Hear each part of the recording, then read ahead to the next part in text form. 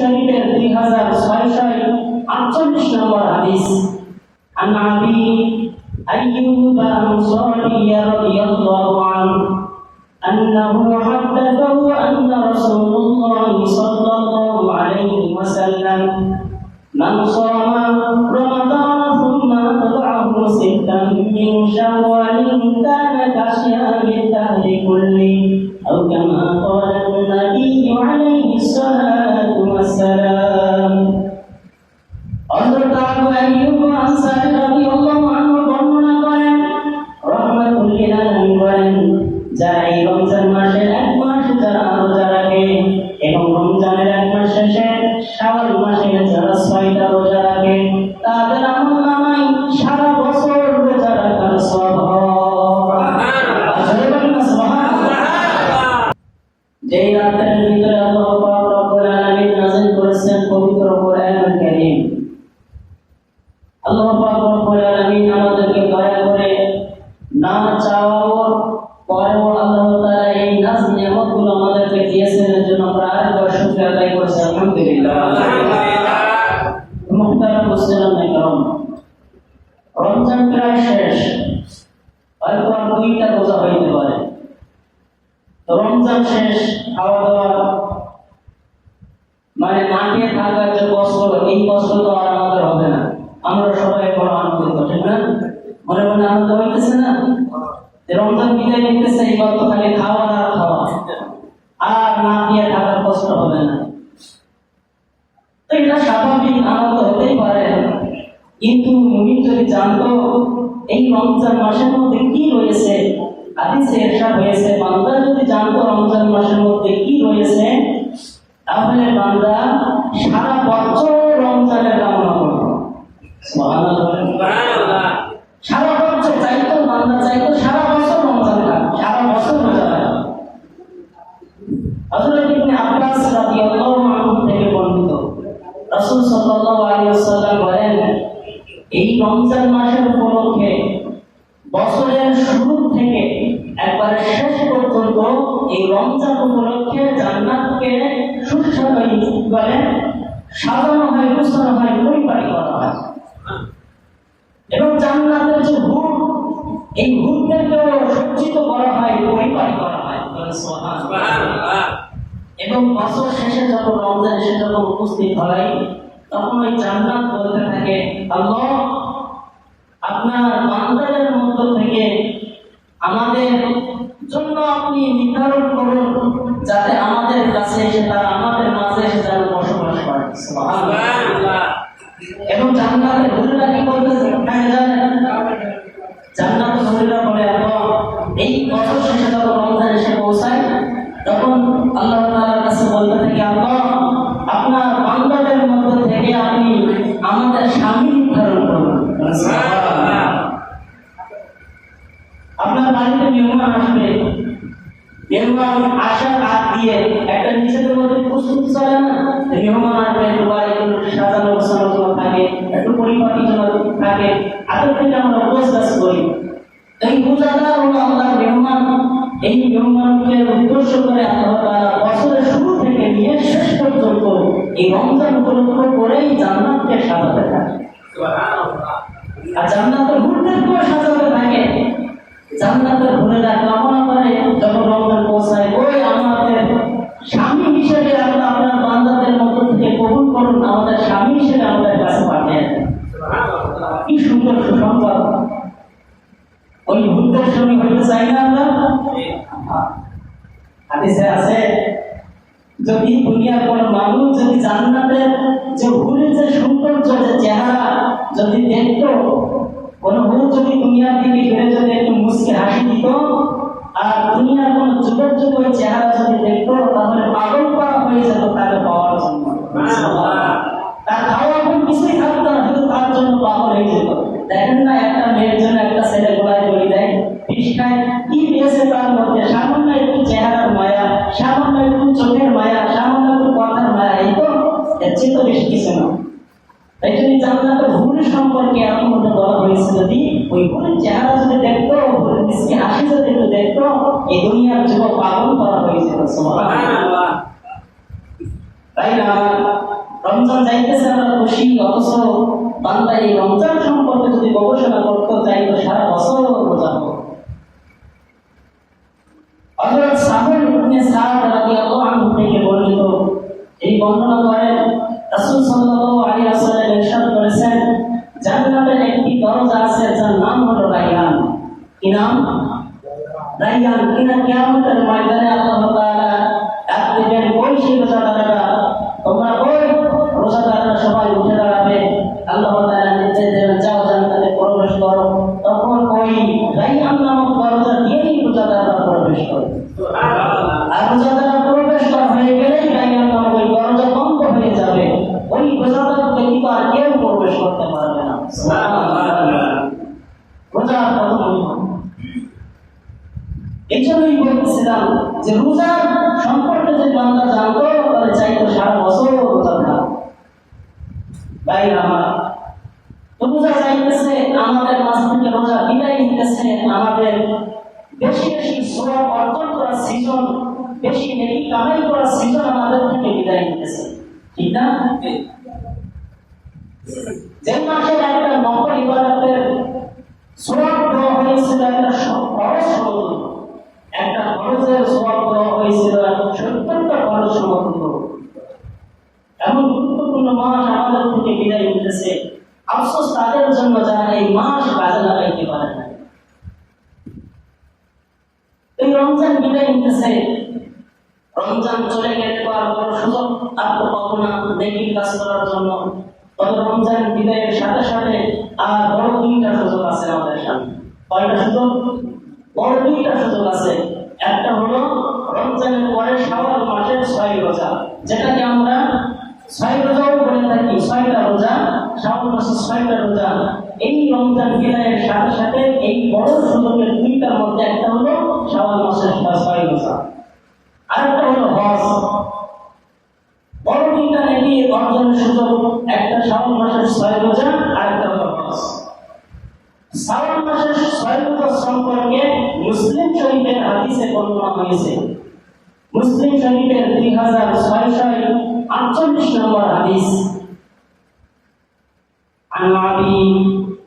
عن أبي أيوب الأنصاري رضي الله عنه أنه حدثه أن رسول الله صلى الله عليه وسلم من صام رمضان ثم تبعه 6 من شوال كان كصيام الدهر كله أو كما قال النبي عليه الصلاة والسلام। হযরত আবু আইয়ুব আনসারী রাদিয়াল্লাহু আনহু বর্ণনা করেন, রাহমাতুল লিল আলামিন বলেন, যারা এই রমজান মাসের 1 মাস যারা রোজা রাখে এবং রমজানের 1 মাস শেষে শাওয়াল মাসে যারা 6টা রোজা রাখে, তাদের আমলনামায় সারা বছর রোজা রাখার সওয়াব হয়। সুবহানাল্লাহ। রমজানের 1 মাস আর শাওয়াল মাসের 6টা, এই 36টা বা 1 মাস 6 দিন রোজা যে পালন করবে, আল্লাহ পাক রব্বুল আলামিন তার আমলনামায় সারা বছর রোজা রাখার সওয়াব দিয়ে দিবে। আর নাসাই শরীফের মধ্যে দেখলাম, নাসাই শরীফের বর্ণনা, কেউ যদি এই রমজান মাসে 1 মাস যদি রোজা রাখে, রমজান মাস তো হয় 29 হয় না হয় 30 হয়, তো 29 হলো 1 মাস, 30 হলো 1 মাস। তো নাসাই শরীফের মধ্যে বর্ণনা আছে, কেউ যদি রমজানের 1 মাস যদি রোজা রাখে, তার আমলনামায় 10 মাস রোজা রাখার সওয়াব আল্লাহ দান করবেন। আমরা খুশি না? আহা, 1 মাস রোজা রাখলাম, পেয়ে গেলাম 10 মাসের সওয়াব, আলহামদুলিল্লাহ। ভাইরা আমার, এরপরে বর্ণনা, এই রমজানের পরে যারা 6টি রোজা রাখে, ওই 6টা রোজা দ্বারা তার পূর্ণ 1 বছর রোজার সওয়াব হয়ে যায়। তাহলে রোজা 1 মাস 6 দিন, সওয়াব পালন কয় দিনের? কত বলেন? 1 মাস 6 দিন রোজা, সওয়াব পেয়ে গেলাম 1 বছর, সারা বছরের সওয়াব। এটা কিভাবে সম্ভব? ভাইরা আমার, কিভাবে সম্ভব? কিভাবে 1 বছরের সওয়াব হয়? এটা আল্লাহ পাক রব্বুল আলামিন সূরা? সবাই বলেন কোন সূরা? সূরা আনআম 160 নম্বর আয়াত। আল্লাহ পাক রব্বুল আলামিন ইরশাদ করতেছেন, মান জাআ বিল হাসানাতি ফালাহু আশরু আমসালিহা ওয়া মান জাআ বিস সাইয়্যাতি ফালা ইউজা ইল্লা মিথলুহা ওয়া হুম লা ইউলামুন। আল্লাহ রাব্বুল আলামিন বলেন, মান জাআ বিল হাসানা, যারা আমার কাছে নেকি নিয়ে আসবে, যারা সৎ কাজ করে আমার ধারে আসবে, ফালাহু আশরু আমসালিহা, আমি তাদেরকে তাদের আমল জানিয়ে আসবে তার তুলনায় 10 গুণ আমি দিয়ে দেব। অমুক মুসলমান নেকি কাজ করেছেন একটা, সওয়াব পাবেন 10টা। নেকি কাজ একটা, সওয়াব পাইটা 10টা। নেকি করেছেন একটা, আল্লাহ সওয়াব দেবেন 10টা। এই জন্য আল্লাহ বলেন, যারা সৎ কাজ নিয়ে আসবা, যে পরিমাণ নিয়ে আসবা, তুমি যদি 10টা নেকি নিয়ে আসো, তোমার এই 10টা নেকি 10 গুণ দিয়ে আমি তোমার সওয়াব দিয়ে দেব। তুমি যদি 1000টা নেকি নিয়ে আসো, আমি 1000-এর পরে গুণ বসিয়ে আমি 10 দিয়ে তোমাকে নেকি দিয়ে দেব। এরপরে আল্লাহ বলেন, ওয়া মান জাআ বিস সাইয়্যাতি ফালা ইউজা, আর যদি তোমরা কেউ একটা অসৎ কাজ নিয়ে যদি আমার কাছে আসো, তাহলে ইল্লা মিসলুহা, আমি তোমাদেরকে তোমাদের একটা বড় আমলের কারণে আমি 10টা গুনাহ দেব না, 10টা সাজা দেব না, তোমাদের একটা গুনাহের কারণে সাজা হবে একটা। এখানেও করতে হয় সুবহানাল্লাহ। কেননা গুনাহের বেলায় একটা গুনাহ সাজা পাইটা একটা, নেকির বেলায় নেকি একটা, সওয়াব পাইটা 10টা। আল্লাহ বলেন, ওয়া হুম লা ইউলামুন, কারোর উপরে কোনো জুলুম করা হবে না। এই জন্য এই হিসাব করে তো দেখা যায়, রমজান মাসে যদি 30টা রোজা হয়, তো 30টা নাম 1 মাস, তাই 1 মাসের সমান তো 10 মাস, তাই না? তাই না, তাই না? 1 মাসের সমান 10 মাস, আর শাওয়াল মাসে 6 রোজা, 6 মাসে 60, তাহলে এখানে 2 মাস, তাই 10 মাস আর 2 মাস পুরো 1 বছর সওয়াব আল্লাহ। সুবহানাল্লাহ। এই জন্য এই রোজা আমরা রাখবো, ইনশাআল্লাহ। পারা যাবে না? তারপর সুবিধা বলেন যে 1 মাস পারে সে হিম্মত করলে 6টাও পেরে যায়, আর যে 1 মাসের মধ্যেই রোজা রাখে না, ওই 6টা তো অর্জনই করো, অর্জন তো রোজা না, অর্জনই করো। তাই না, আমার মনকে বোঝাতে হবে, মন 1 মাস যেহেতু তুমি রোজা রাখতে পেরেছো, 6টা এমন কি এই 6টা তোমার জন্য কোনো কিছু না, তুমি এই 6টাও রাখতে রাজি হয়ে যাও। এবার মনকে বোঝাইতে হবে। তাই আমার এই ফরজ ইবাদতের সাথে সাথে কিছু নফল ইবাদত রাখা হয়েছে, যেমন ফরজ নামাজের পরে সুন্নাত নফল আছে না নাই? সবাই বলেন আছে না নাই? ঠিক তেমনি ভাবে আল্লাহ রব্বুল আলামিন এই ফরজ রোজার সাথে সাথে কিছু নফল রেখে দিয়েছেন। কেন? কারণটা কি? কারণ হলো এটাই, আল্লাহ চায় না তার কোনো বান্দা আমলে ঘোরা খেয়ে যায়। আল্লাহ চায় না আমলে ঘোরা খেয়ে যায়। এই জন্য আল্লাহ ফরজ আমলের সাথে সাথে নফল রেখে দিয়েছেন, যাতে ফরজের ত্রুটি হলে ওই নফল দ্বারা তার ফরজের ত্রুটি পূর্ণ হয়ে যায়। কিয়ামতের ময়দানে নামাজ সম্পর্কে হাদিসে আসছেন, কিয়ামতের ময়দানে বান্দার যখন আমলনামা হিসাব করা হবে, আউয়ালু মা ইয়াহাসাবু বিহিল আবদু ইয়াউমাল কিয়ামাতিস সালাত, নামাজের হিসাব হবে আগে।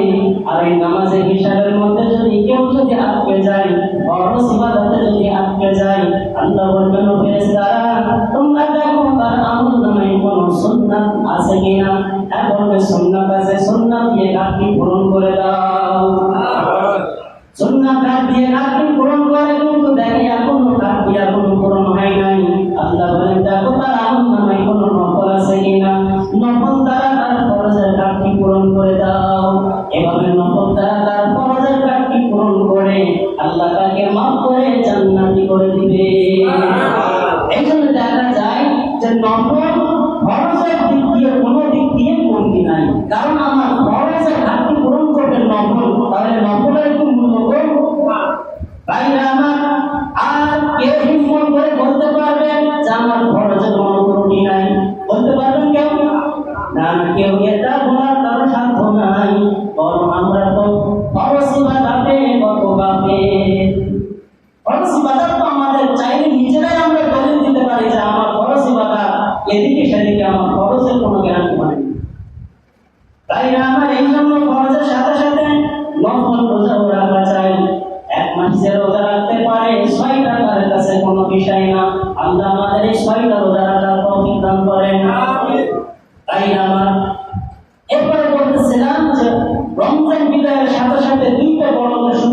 মধ্যে দুইটা বড় নেকি অর্জনের সুযোগের মধ্যে একটা শাওয়াল মাসের স্থায়ী রোজা, আরেকটা হলো হজ।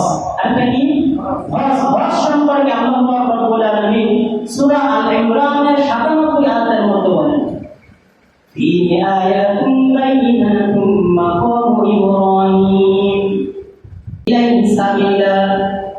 আল্লাহ পাক রব্বুল আলামিন বলেন, ওয়া মান কাফারা ফাইন্নাল্লাহা গনিয়্যুন আনিল আলামিন। আল্লাহ তাআলা বলেন, এই বাইতুল্লাহ এর মধ্যে রয়েছে তোমাদের জন্য সুস্পষ্ট নিদর্শন। সুবহানাল্লাহ। আল্লাহ বলেন, ফীহি আয়াতুন বাইয়িনাত। এই বাইতুল্লাহ শরীফের মধ্যে তোমাদের জন্য রয়েছে সুস্পষ্ট নিদর্শন। মাকামু ইব্রাহিম। কি বলেন? মাকামু ইব্রাহিম। এরপরে আল্লাহ তাআলা বলেন, ওয়া মান দাখালাহু কানা আমিনা। আর এই মাকামে ইব্রাহিমের মধ্যে যারা প্রবেশ করবে, এই বাইতুল্লাহর মধ্যে যারা প্রবেশ করবে, তারা আল্লাহর নিরাপত্তায় হয়ে যাবে।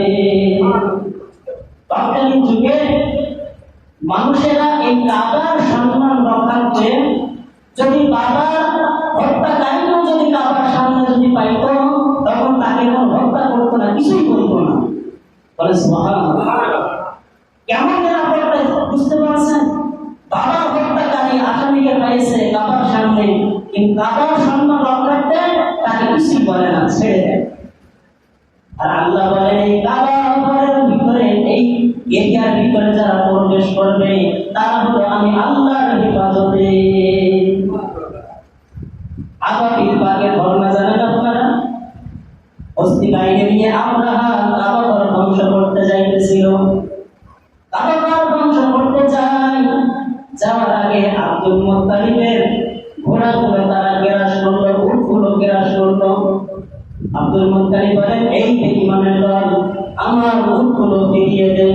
ওরা হাসে, বলে তোদের কাবা ঘর ধ্বংস করবো, তোরা কাবা ঘর নিয়ে চিন্তা করবি, সেদিকে না যে তোরা ঘোড়া নিয়ে ব্যস্ত, তোরা উট নিয়ে ব্যস্ত। কি ব্যাপার বলতো? আব্দুল মুত্তালিব বলেন, এই বেঈমানের দল, এই উটগুলো হলো আমার, আর কাবা ঘরের মালিক হলেন আল্লাহ। সুতরাং আমার উটগুলো আমাকে ফিরিয়ে দাও, আর তুমি আল্লাহর সাথে যা বোঝাপড়া তুমি চলে যাও। কাবা ঘর রক্ষা করেছিলাম কে? আবু ইব্রাহিম দিয়ে তাদের ধ্বংস করে আল্লাহ কাবা ঘর রক্ষা করেছেন। ওই কাবা ঘরের ভিতরে যারা যাবে, ওই স্থানে যারা যাবে, তারা কার নিরাপত্তায় যাবে? তাইরা আর আল্লাহ পাক রব্বুল আলামিনের পরে বলেন, ওয়া মান কাফারা ফাইন্নাল্লাহা গনিয়্যুন আনিল আলামিন। আর যারা এটা অস্বীকার করবে, অর্থাৎ আমি ব্যাখ্যাটা বুঝিয়ে দিচ্ছি, কোরআনের আয়াতের অর্থ বললেই আপনাদের বুঝে আসবে না আল্লাহ কি বলতে চেয়েছেন। সারটা আল্লাহ বলতে চেয়েছেন, এটা যারা অস্বীকার করবে, মানে যাদের সামর্থ্য আছে কিন্তু গুনাহের ভয়ে, মানে সেখানে চাইলো না, গুনাহের ভয়ে করলো না, সেখানে কি করলো না, সামর্থ্য আছে কিন্তু সেখানে চাইলো না, গুনাহের ভয়ে করলো না। আল্লাহ এর সম্পর্কে বলেন যে তোমরা শুনে রাখো, আমি তোমাদের মুখাপেক্ষী নই। তোমরা আমার ইবাদত করলেও কি আর না করলেও কি, তোমরা দুনিয়ার সব মানুষ জীবজন্তু মিলে যদি আমার ইবাদত করো, আমি আল্লাহর কিঞ্চিত পরিমাণ উপকার তোমরা করতে পারবে না। আর তোমরা যদি সবাই যদি আমার নাফরমানি করো, আমি আল্লাহর কোনো ক্ষতিও হবে না। তাই না? তাহলে এই আয়াত দ্বারা বোঝা যায় যারা তাদের উপরে হজ ফরজ, হজ যদি না করে তাদের কত ভয়ঙ্কর রূপ সামনে অপেক্ষা করতেছে। ও দুনিয়ার মানুষ, আর হাদিসে রাহমাতুল লিল আলামিন বলেন, মান মাতা ওয়া লাম ইয়াহুজ্জা ওয়া আলাইহিল হাজ্জু ফালইয়াহুদ ইনশাআ ইয়াহুদিয়্যান ওয়া ইনশাআ নাসরানিয়্যা।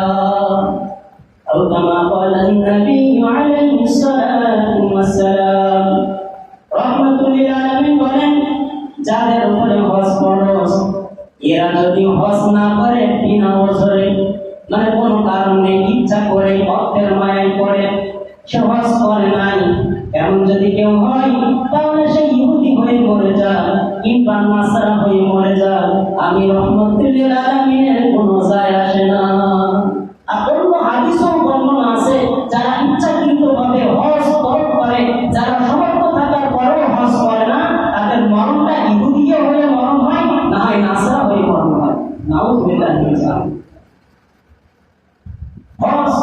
যাদের উপর জাকাত খরচ, জাকাত যাদের উপর খরচ নাও হয় তাদের উপরেও হজ করা ফরজ হয়।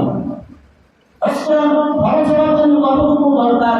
হজ্জে যাইতে আসতে যা খরচ, পরিবারের পরিজনকে ওই দিনগুলো চালাইতে যে খরচ, বাড়িতে এসে আমি আবার সুস্থভাবে চলতে পারবো এমন যদি কারো সামর্থ্য থাকে তাহলে তাকে হজ করে নিতে হবে। হজ না করলে খুবই বিপদ সামনে অপেক্ষা করতেছে। কারণ ইসলামের 5টি রুকুনের মধ্যে একটা হলো হজ। খুবই গুরুত্বপূর্ণ, মুসলমান হওয়ার জন্য হজ খুবই গুরুত্বপূর্ণ। যাদের সামর্থ্য নেই তারা আফসোস করে দোয়া করে আল্লাহ হজ করার তৌফিক দেন। আর আপনি অর্থ সম্পদের মালিক হয়ে হজ করতে পারলেন না, একবার চিন্তা করে দেখেছেন আপনি কত বড় কুরবান করা? চিন্তা করেছেন একবার আপনি কত বড় কুরবান করা? দেখেন না যাদের সামর্থ্য নেই তারা খালি দোয়া করে আল্লাহ যাওয়ার তৌফিক দেন, যাওয়ার তৌফিক দেন, কেমন দোয়া করে না? আর অর্থ সম্পদের মালিক হয়ে যদি না করেন তাহলে আপনার মতো গঠন করা কে হইতে পারে বলেন? কিসের জন্য জমা করে রেখেছিলেন সব?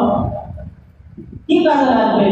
দেখছেন না দুনিয়ায় দেখতে দেখে কত সম্পদের মালিক দুনিয়া থেকে বিদায় হয়ে যাইতেছে। তার কি কাজে লাগছে সম্পদগুলো?